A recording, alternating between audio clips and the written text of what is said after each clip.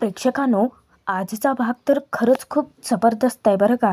कारण सखीने खूप मोठा ट्रॅप रचला या सरकारांच्या विरोधात. पण त्यामध्ये बिचारा काना अडकणार आहे. आता सुरुवातीचा भाग तुम्हाला थोडं बोरिंग वाटेल, पण त्यानंतर खूप मोठे 2 धमाके झाले आहेत. म्हणजे सरकारांनी सखीच्या कॉफीत झोपेच्या गोळ्या टाकल्या आणि एक ट्रॅप रचला. पण तो प्लॅन स्वतः सखीने उधळून लावलाय. सरकारांच्या खोट्या प्रेमाच्या जाळ्यात न अडकता तिच्याच विरोधात ट्रॅप रचलाय. बेडवरती उशा टाकून सखी मात्र एकटीच गायब झाले. आणि आता सखीचं प्लॅनिंग काय आहे माहिती आहे? स्वतःचा स्वार्थ साधणारी सरकार, तिच्या इज्जतीचा धुव्वा उडवायचा, पण कान्हाचा वापर करून. बघूयात मग आजचा हा जबरदस्त भाग. तुम्ही अजूनही चॅनलला सबस्क्राईब केलेलं नसेल तर नक्की करा. कारण लपंडावच्या डेली एपिसोडसोबतच तू ही रे माझा मितवा मालिकेचे पुढचे भाग तुम्हाला बघायला मिळतील. सखी रूममध्ये इकडे तिकडे फेऱ्या मारत फक्त विचारात हरवून गेलेली असते. सरकारांचा राग अनावर झाला होता तेव्हाचा प्रसंग तिला आठवतो. त्यानंतर गुंडांच्या तावडीतून कान्हाने वाचवल्यानंतरचं बोलणं आठवतं की सोशल मीडियावरती असं स्वयंवराची घोषणा करणं सखीचं कितपत चुकलं. पण दुसऱ्याच सेकंदाला जेव्हा सखीला दाभाडे मावशींचं बोलणं आठवतं, त्या क्षणी तिच्या चेहऱ्यावरती हसू उमटतं. ती एकटीच स्वतःची बडबडते की जेव्हा आपल्या वडिलांना दुसरं कोणीतरी येऊन सांगतं की तुमची मुलगी खूप स्पेशल आहे, खूप हुशार आहे, त्या क्षणी आपल्या बाबांना किती प्राऊड फील होतं ना. कौतुक त्यांच्या डोळ्यातच दिसतं. पण आज मला एक नवीन गोष्ट कळली की जेव्हा मुलीला दुसरं कोणीतरी सांगतं की तुझे बाबा खूप हुशार होते, खूप स्पेशल होते, तेव्हा मुलीला सुद्धा बाबांबद्दल तसंच प्राऊड फील होतं. हे सगळं बोलत असतानाच सखीच्या चेहऱ्यावरचा आनंद मात्र ओसंडून वाहतो. पण ही गोष्ट मात्र तितकीच खरी आहे. जसं आपल्याबद्दल आपल्या बाबांना स्पेशल फील होतं, प्राऊड वाटतं, अगदी तसंच मुलींना सुद्धा वाटतं. इतक्यातच सरकार सखीसाठी कॉफी घेऊन येते आणि तिचं बोलणं तिच्या कानावरती पडतं सुद्धा. सखी एकटीच बडबडतच राहते. जेव्हा दुसरं कोणीतरी आपल्या बाबांचं कौतुक करतं ना, तेव्हा असंच वाटतं की आपणही आपल्या बाबांसारखं हुशार असावं, अगदी त्यांच्यासारखंच असावं. आणि बाबांच्या फोटोकडे बघत ती नाराजी व्यक्त करते की बाबा, आज तुम्ही असायला हवे होते. आता सखीचे बाबा आहेत सरकारांच्या तावडीत, पण ही गोष्ट कोणाला ठाऊकच नाही आहे ना. पण आता सखी आईबद्दल नाराजी व्यक्त करणार, स्वतःबद्दल सरकारांना वाईट ऐकायचं नसतं. लगेचच ती मोठ्याने सांगते कॉफी. सखीचं लक्ष जातं आणि सरकारांना कॉफी घेऊन आल्याचं पाहता ती थक्क होऊन उठतेच की, आणि मुद्दाम सरकारांना टोला लगावते. अरे वा, खुद्द सरकार माझ्यासाठी कॉफी घेऊन आलेत. तू काय मला मनवायला आली आहेस का? सॉरी, मी पण काय अंदाज बांधत बसले. तूच सांग, तू कशासाठी आली आहेस? तू मला मनवायला आली आहेस की सुनवायला? सखीचं कडवट बोलणं सरकारांच्या डोक्यात जातं. पण काय करणार, हात दगडाखाली अडकलेत ना. सरकार नाही, आई. एक आई आपल्या मुलीसाठी आली आहे. म्हणजे मुलीच्या मनात कितीही वाईट भावना असली तरी सुद्धा आईचा जीव कळवळतोच.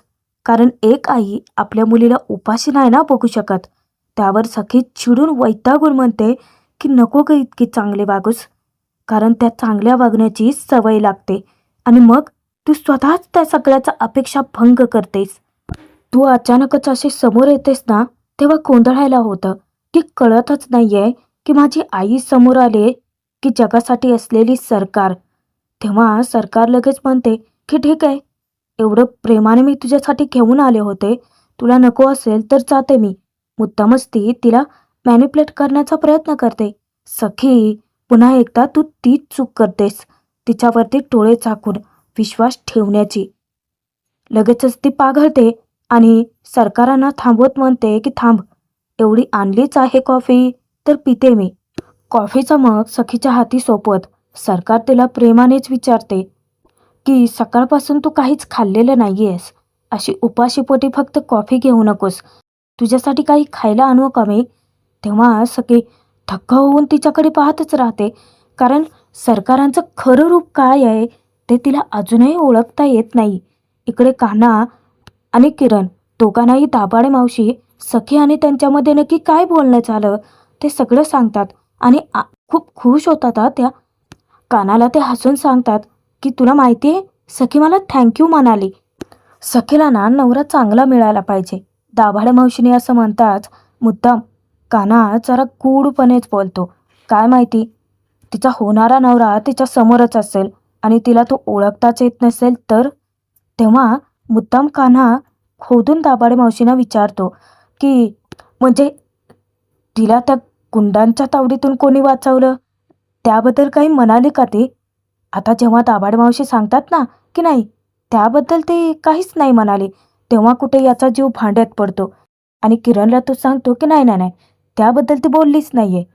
मावशी हात सोडत म्हणते की साईबाबाच येतात ना रे वाचवायला. तेव्हा किरण मुद्दामच मावशींच्या समोर कानाची टांग खेचतो. त्याच्याकडे बोट करत म्हणतो की हो ना बाबाच येतात वाचवायला. दाभाड मावशीच्या नजरेने त्याच्याकडे बघतात तर तो म्हणतो की साईबाबा आपले साईबाबा ते येतात ना वाचवायला. आता मावशी त्या दोघांना ओरडतात झोपा लवकर आणि निघून जातात. मग काय कान्हा आधीच्याच टेन्शनमध्ये असतो. सरकारांनी त्याला धमकावलेलं असतं आणि त्यातून किरण त्याच्याशी मस्तीच करतो. मुद्दामच त्याला म्हणतो की साईबाबा येतात ना वाचवायला. वैतागून तो म्हणतो की गप ना बाबा. सरकार स्वतःचा स्वार्थ साधण्यासाठी आले हे आत्ता कुठे सखीला कळून चुकतं. मगाशी तिच्या डोळ्यांवरती पट्टी बांधली होती ना आई नावाची ती लगेच विचारते नाही म्हणजे एक विचारू तुला स्वयंवराची तयारी कुठपर्यंत आली. आता सखी सरकारांनी आणलेली कॉफी पिणार ती खाली टेकवते आणि मुद्दाम तिला टोमणा मारते की ओ कॉफी विथ सरकार म्हणजे माझ्यासाठी कॉफी माझी आई नाही तर सरकार घेऊन आलेत. सरकारांच्या राज्यात कुणाला काहीच अर्थ नसतो फक्त असतो तो स्वार्थ. सखी पुढे मुद्दामच म्हणते हरकत नाही प्रश्न माझ्या आईचा असो किंवा सरकारांचा उत्तर एकच आहे स्वयंवराची तयारी होतच आले. तेव्हा सरकार तिला सांगते कसं आहे ना सखी कामत एम्पायरमध्ये साध्या साड्या वाटपाचा कार्यक्रमसुद्धा कधी फ्लॉप केलेला नाही आहे आणि तू तर अख्खं स्वयंवर ठेवलंयस. कसं आहे ना सखी कामत एम्पायरशी माझं नाव जोडलं गेलं आहे त्यामुळे स्वयंवर जरी तुझं होत असलं तरीसुद्धा लोक काय चर्चा करतील कामत एम्पायरचा स्वयंवर आहे. कसं आहे ना सखी आजपर्यंत माझ्या नावाला असं ती जेव्हा बोलते तेव्हा सखी म्हणते की डोंट वरी सरकार अहो ही कॉफीच साक्षीला आहे तुमच्या नावाला काळा पट्टा लागेल असं काहीही नाही करणार सखी कामत. सरकारांना कोणत्याही परिस्थितीत सखीच्या प्लॅनिंगची माहिती काढायची असते आणि म्हणूनच पुन्हा पुन्हा पुन्हा पुन्हा फिरून तोच प्रश्न ती विचारत राहते की कसं आहे सखी तुझं स्वयंवर होणार जरी असलं तरीसुद्धा खूप सारे रजिस्ट्रेशन येणार आहेत हजारो रजिस्ट्रेशन असतील मग तू हे सगळं कसं मॅनेज करणार आहेस. तेव्हा सखीलाही चांगलंच कळून चुकतं की ही फक्त स्वतःचा स्वार्थ साधते. म्हणून मुद्दाम तो विषय टाळत सखी म्हणते की सरकार काय आहे तुम्ही आणलेली कॉफी आहे ना थंड होते पिऊन घेऊ. सरकार जरी तोंड बंद ठेवून तेथून उठून चालली असली तरीसुद्धा तिने खूप मोठं षडयंत्र रचलंय बरं का सखीचं स्वयंवर फ्लॉप करण्यासाठी. वाटलंच होतं नाही म्हणजे इतकं प्रेमाने कॉफी कशी घेऊन आली ही. त्या कॉफीमध्ये तिने झोपेच्या गोळ्या मिसळल्यात जेणेकरून सखी गाढ झोपी जाईल आणि स्वयंवराचं पुढचा अपडेट देण्याची वेळ जी आहे ती टळून जाईल. म्हणजेच काय खऱ्या अर्थाने ती सखीचा स्वयंवर आणि पहिलाच प्लॅन फ्लॉप करेल. सरकारांच्या मनात विचार चालू होतो की एकदा का तू कॉफी पिऊन झोपली अगं तरच मला पुढचं प्लॅनिंग करता येईल. हसून ती तेथून निघून जाते. पण नशीब सखी कॉफी पित नाही उलट ती खाली ठेवते आणि पुन्हा तिच्या मनामध्ये विचारचक्र चालू होतं की ही म्हणते ती बरोबर आहे नाही म्हणजे 100पेक्षा जास्त जर रजिस्ट्रेशन स्वयंवरासाठी आले तर हे सगळं कसं मॅनेज करणार आहे मी. प्रत्येकाची मी काय परीक्षा घेत बसायची आहे का. आणि आज जे लोक माझ्या मागे लागले होते ते खूप विचित्र होते, पैशांसाठी हापापलेले. या सगळ्यांमध्ये सखी इतकी गोंधळून जाते. सखीच्या मनात ते चित्र इतकं फिरतं की तिच्या मनामध्ये भीतीचं कावरं उठतं. तिला काही कळेनासं होतं. इतकी इतकी बेचैन होते ना ती आणि रागाच्या भरात टेबलवरती हात आपटते. पण त्या क्षणी ती कॉफीच खाली सांडते. बरं झालं ती कॉफीच सांडली ती. नाहीतर सरकारांचं प्लॅनिंग जे होतं ते फते झालं असतं ना. पण मनात एकच विचार तिचा चालू होतो आता, की सरकारने कान्हाला पाठवलं आहे. म्हणजे स्वतः त्यांनी नेमणूक केली सखीचा ड्रायव्हर म्हणून. आणि जरी कान्हाने आज सखीला त्या माणसांच्या तावडीतून वाचवलं असलं, तरी सखीने त्याला माफ केलेलं नाहीये. पण आता सखी कान्हाची चांगली चिरवायची ठरवते. खूप हौस आहे ना तुला सरकारांवर जास्त निष्ठा दाखवण्याची. पण आता ती निष्ठाच मी कशी चिरवते ते तू बघच. आणि सखीच्या डोक्यात एक प्लॅनिंग शिजतं. इकडे किरण कान्हाला जाब विचारतो, की काय चाललंय रे तुझं नक्की? त्या सखी कामत सोबत नाही म्हणजे हे सगळं कसं मॅनेज करतोस तू? तेव्हा कान्हा म्हणतो, की नाव काय आहे आपलं? कान्हा. तेव्हा किरण म्हणतो, की हो. अरे पण तुझं जे काही चाललंय ना, ते सगळं मावशींच्या समोर आलं तर? म्हणजे तू एखाद्या वकिलाच्या हाताखाली नाही, तर सरकारांच्या हाताखाली ड्रायव्हर म्हणून काम करतोस. हे सत्य त्यांना समजलं तर? त्यावर कान्हा सरळच उत्तर देतो, की कळलं तर कळू देत ना. कसं आहे, काही प्रश्न ना मी डायरेक्ट बाबांवरती सोडतो. कारण बाबा सगळं बघून घेतात आणि ते सगळे जर आपल्या आयुष्यात घडवत असतील, तर जे घडवतील ते आपल्या चांगल्यासाठीच असेल ना. इतक्यातच कान्हाचा फोन वाजतो आणि तो फोन नेमका सखीचाच असतो. कान्हा फोनवरती बोलतो, की "हां बेबी सरकार, काय? आत्ता लगेच येऊ? ठीक आहे, मी युनिफॉर्म घालून येतो." "काय? युनिफॉर्म नको? काहीच नको? अच्छा, युनिफॉर्ममधलं काहीच नको का? ठीक आहे, ठीक आहे, ठीक आहे. मी लगेचच येतो." असं कान्हा फोनवरती बोलतो आणि किरणला सांगतो, की "हे बघ, मी रात्री वेळेत आलो तर ठीक आहे, नाहीतर आत्ताच गुड नाईट. काहीतरी इमर्जन्सी आहे वाटतं." आणि कान्हा धावतच सुटतो. इकडे सरकारांकडे परशुरामने काही महत्त्वाच्या फाईल्स सोपवलेल्या असतात, ज्यावरती सरकार एक नजर टाकून सह्या करतात. पण दुसऱ्या सेकंदाला जेव्हा त्या ताडकन उठतात आणि तेथून जायला निघतात, तेव्हा परशुराम आपला बिचारा रिक्वेस्ट करतो, की "सरकार, एकदा याच्यावरही नजर टाकून बघा ना." आता ती त्याला ओरडतेच की, "नाही म्हणजे सगळं मीच बघायचं आहे का?" तेव्हा परशुराम पुन्हा रिक्वेस्ट करतो, की "नाही पण एक नजर तरी टाकू शकता ना?" तेव्हा ते विचारते, की "मी टाकू?" तेव्हा तो म्हणतो, की "नाही, मी चेक करतो." आता त्याला शिव्या देऊन ती तिथून निघून जाते. परत एकदा याचा अपमानच होतो. परशुराम फायली चाळत असतो, तेव्हा मागून मीनाक्षी येते आणि ती म्हणते, की सगळं तीच बघणार आहे. आता तो दचकतो आणि मागे वळून पाहतो. पण मीनाक्षी आहे हे बघून तो थोडा शांत होतो. सगळं तीच बघणार आहे आणि तिला मी बघणार आहे. तिला काय वाटतं, की तिचं जे काही चाललंय ते मला काही कळत नाही आहे का? तेव्हा परशुराम हसत विचारतो, की नाही म्हणजे आजकाल काय सस्पेन्स थ्रिलर वगैरे चालू आहे का? आता काय करणार आहे ती सांगू? सखीला तिने शांतपणे झोपवले आणि आता जाऊन ती तिची गोल्डन डिझाईनची डायरी शोधून काढणार आहे. आता परशुरामचं हे सगळं डोक्यावरून जातं, कारण त्याला यातलं काही माहितीच नसतं ना, सरकारांची खेळी. तेव्हा मीनाक्षीने सरकारांना सखीच्या कॉफीमध्ये गोळ्या मिक्स करताना बघितलं होतं आणि मग सगळा प्रकार तिला कळून चुकतो. सखीसाठी कॉफी घेऊन जाऊन आता सरकारांमधली जी आई आहे ती किती ग्रेट आहे हे नाटक केलंही असेल तिने आणि सखीला प्रेमाने आपल्याच चाळ्यात ओढवून घेतलं. मग काय, आता झोपली सखी आणि ही जाऊन डायरी शोधून काढणार. मीनाक्षीसुद्धा काही कमी नाही हा, खूप शातीर आहे. हे पाहिल्यानंतर परशुरामला तिच्यावरती जरा जास्तच विश्वास बसतो. मीनाक्षीला तो कॉम्प्लिमेंट देतो, की मानलं पाहिजे हां तुला. नाही म्हणजे देवदेव करता करता तुझी नजर तीक्ष्ण आणि बुद्धी तल्लख होत चालले. मीनाक्षी विचारते, पटलं ना? आता इथं पण सगळ्यात मोठा गोंधळ होतो. कारण हे दोघे जरी एकमेकांशी बोलत असले तरीसुद्धा त्यांचं बोलणं उर्मिलाने सुद्धा ऐकले. नजर तीक्ष्ण आणि बुद्धी तल्लख असून चालत नाही. आपले कान पण तितकंच शार्प असावे लागतात. आणि तुमची नक्की काय खेळी चालले ते मला कळलंय. पण सखी सगळ्यात जास्त शातीर निघाली बरं का.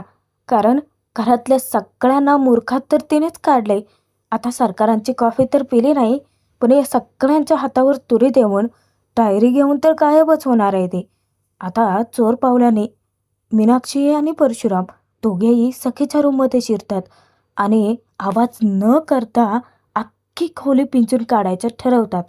डायरी शोधायची आहे ना, स्वयंवराचं सिक्रेट कळलं पाहिजे. कोणाच्या तरी पायाचा आवाज येतो म्हणूनच मीनाक्षी आणि परशुराम दोघेही पटकन लपून बसतात. पण सखीने खरंच सगळ्यांना मूर्खात काढले या. सखी तर खालतीये, कानाची वाट पाहत थांबते गाडीपाशी. काना धावतच येतो आणि घाबरत तिला विचारतो की सखी मॅडम काय झालंय? नाही म्हणजे आपल्या घरामध्ये इमर्जन्सी आहे का? कोणाला हॉस्पिटलला वगैरे न्यायचं आहे का? हा स्वतःच तर्कवितर्क लावत बसतो. तेव्हा सखी म्हणते, असं अजिबात काही नाहीये. पाऊस आल्यावर ती छत्री उघडू का? किंवा चिखल झालाय तर बाजूने जाऊ का? असले प्रश्न विचारतोस का तू मला? तेव्हा कान्हा म्हणतो की नाही. आता सखी त्याला विचारते की कोण आहेस तू? तेव्हा कान्हा म्हणतो की कान्हा, मी ते नाही म्हणत आहे. तू इथे कोण आहेस? मी तुमचा ड्रायव्हर आहे. तेव्हा सखी सांगते की तेच, गाडी चालवायला बोलवले. ही गाडी घे आणि गाडी काढ. आता कान्हा गाडी काढायला जाणार. ती म्हणते, कुठे जातोय आपण? आता कानाचा पुन्हा पचका होतो. तो म्हणतो की सॉरी, विचारायचं राहिलं, कुठे जातोय? त्यावर सखी म्हणते, मला ना आईस्क्रीम खायचा मूड झालाय. कान्हा म्हणतो की आत्ता? सखी म्हणते की काय प्रॉब्लेम आहे का तुला? कान्हा सांगतो नाही, काय प्रॉब्लेम असणार. सखी त्याला दटावते, हा मग चल गाडी काढ पटकन. आता सखी कान्हासोबत पुढे बसणार. कान्हा तिला विचारतो की तुम्ही पुढे बसणार आहात? त्यावर सखी त्याच्यावरती खेकसते, मी कुठेही बसेन, माझी गाडी आहे, हवं तर वरही बसते. कान्हा सांगतो की नाही, तुमची गाडी आहे, तुम्ही बसा पुढे. आणि तो सखीला घेऊन जातो. पण इकडे सरकार नाही बरं का, तर रूममध्ये उर्मिला शिरते डायरी शोधण्यासाठी. उर्मिला सुद्धा शोधाशोध करते, पण सगळेच जण मूर्खात निघलेत. कारण सखी काय तिथे झोपलेली नसते, उलट सखीने त्या जागी उशा ठेवलेल्या असतात. सखीने सगळ्यांना उल्लू बनवलेलं असतं. आता सरकारही येते आणि सरकार सुद्धा डायरी शोधायला चाललेले असते. इकडे गाडीतून जात असताना सखी कानाला आदेश देते, तुझा फोन काढ आणि गाणे लाव. तेव्हा कान्हा म्हणतो की माझा फोन तुमच्या फोनवरती लावा. त्यावर सखी सांगते की माझा फोन घरी आहे. कान्हा विचारतो की फोन घरी कोण ठेवतं? तेव्हा सखी उत्तर देते की मी. काय आहे, बाहेर पडणं म्हणजे खऱ्या अर्थाने मोकळं होणं आणि मला फ्रीडम हवा होता. कसं आहे, मी फोन घेऊन आले असते ना, तर 5 मिनिटात मला ट्रॅक केलं असतं आणि परत घरी नेलं असतं. मला तेच नको आहे. तुझा फोन दे, गाणी मी लावते. आता काना थोडासा चाचपडतो, कारण सखीने चुकून जर फोन चेक केला तर. आणि इकडे ज्या क्षणी पांघरून घेऊन सखी झोपली असा भासात असलेले सगळ्यांचाच सगळ्यात मोठा पचका होऊन जातो.